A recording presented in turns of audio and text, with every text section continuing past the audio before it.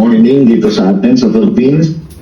Evening mga kuya natin at sa mga magiging mga kuya natin dyan sa Paris, France, and looking forward for your successful induction ceremonies this coming March. So by the way, as of now, we are here sa Nueva Ecija ngayon.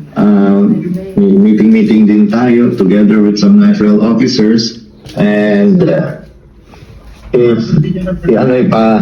i-open ko yung video in a few para kahit pa paano makita nyo muna sila bago tayo magsimula, dahil mamaya sa PowerPoint picture lang ang makikita niyo sa kanila, but now makikita niyo sila.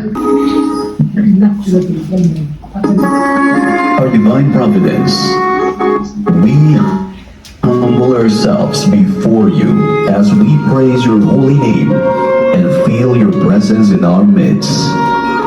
We implore your divine guidance and blessing as we consciously gather on this occasion in pursuit and furtherance of the cherished goals and objectives of our beloved fraternity. We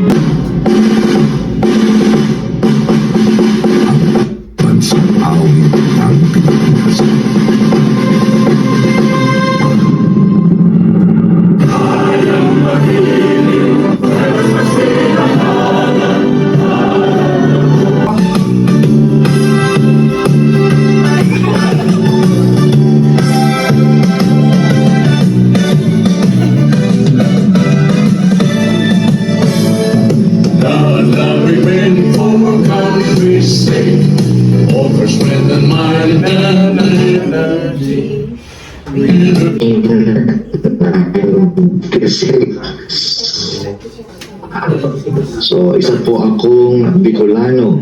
I was still second year college taking up AB Economics at Bicol University College of Arts and Sciences.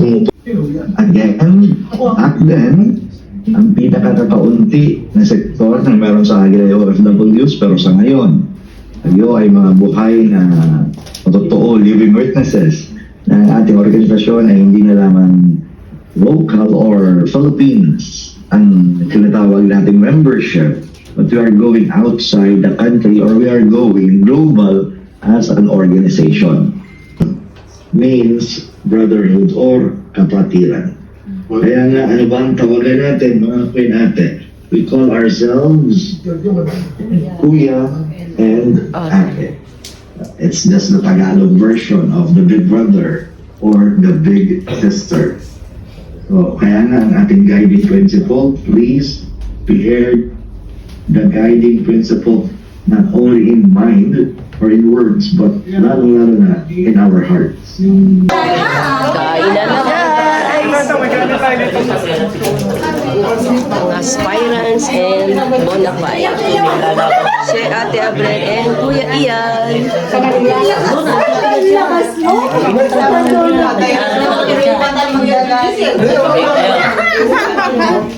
Dami yun. Ako nga pala si... Single din.